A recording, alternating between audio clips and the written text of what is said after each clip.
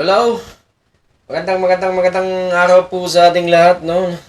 Nagbabalik na naman po tayo sa isang special na edition ng mga TGS Senator ng mga TGS.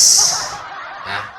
Panoorin, pakinggan, painitin ang iyong ulo, ang pidit-pidit, ha? Ang iyong bumbunan, ang iyong betlog. Painitin nyo na lahat, ha? Kung kayo man ay sumusuporta sa mga DDS Senators, feel free to vote them, mga kaibigan, ha? There is no against for her, ha? Because, hindi pala because yun. Tama na, Tagalog muna tayo.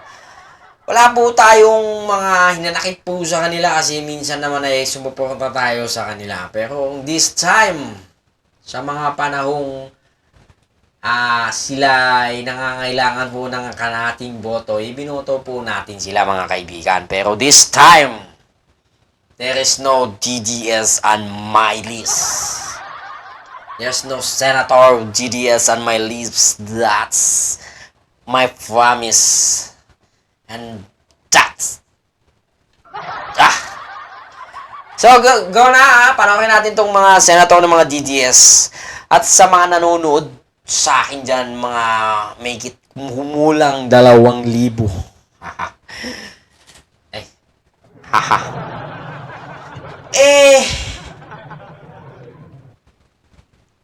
Pakinggan niyo po ito at nang meron po kayong preference po sa pagboto ng ating mga senador. Kung kayo man ho ay tinatamad noon, kahapon, kanina na manood po kayo ngayon sa akin. Ha? Ang pinapangako ko po sa inyo wala po akong maraming subscriber, but if you subscribe to my channel, you'll never become back. Shetek! Panoorin natin itong mga senador ng mga DDS.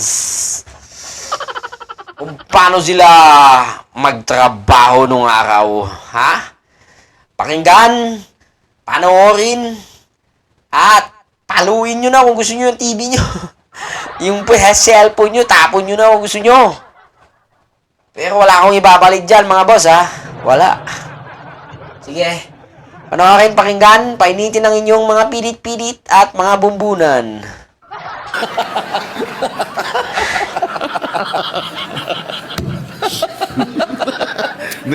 Kasalukuyang entrada po ng video ito sila po ay nagtatawanan, ha. Si Boss Robin tawang-tawa po sa kanyang sinabing ano sinabi niya? Bahala na. Basta! Thank you, Minority Leader. Maraming salamat po. Mga nilalagay po sa, sabi nyo nga po, cookies o cake o yung mga yan, wala pong... Recreational po yan. Opo, Laruin natin, bawal yan. Opo, talagang amats na lang po kahit yun. pumasa. Sarap ng buhay. Sarap ng buhay. Ganito tayo palagi, ha? Sarap ng buhay daw nila. Sarap nga naman po. 3 buwan na naman magpapahinga. Hindi po lahat na bumabatikos, mamatay kayong lahat. Salamat po. Ngayong katotohanan. Ako ang daan at ang buhay. May mga killer. May baliw dito. Pag di kayo dumaan sa akin, hindi kayo pupunta sa langit. There is nothing as West Philippine Sea. Oh. Wala po 'yun. That is a creation by us. Section 1. At karapatan ng Pero bawat isa, Pilipino, si lalo na ng mga Bong. kabataan, malaman kung tayo ba'y Pinumunuan ng mga drug addict daw. Dati mong amo, hindi mo naman background. Ayop. pinamunuan ng isang taong may tamang pag-iisip. Oo. Gusto niyo po mag-react doon, Atty. Espiritu? Si Attorney Vic ang proof kung bakit ang droga ay may kinalaman sa Bangayam Marcos at Duterte. Noong panahon na siya ay pro-Marcos, siya ay drug test ang kanyang pinapanlandakan na negative si Marcos. Ngayon na siya ay pro-Duterte, gusto niya ngayon i-testing si Marcos ng hair follicle test. At Sunog ka, no? Sunog. Nasilyabang ka, no? Gusto niya ngayon nag-drug testing. Maraming salamat po kay Attorney Rodriguez and kay Attorney Espiritu.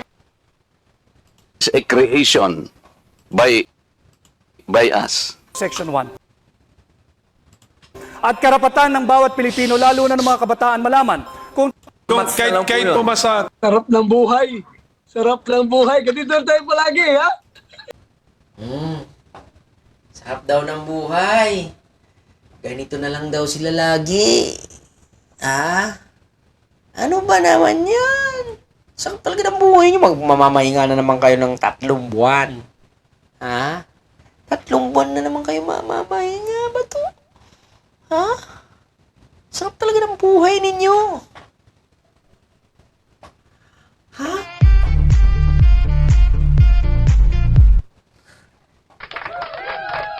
Palakpakan nyo si Bato!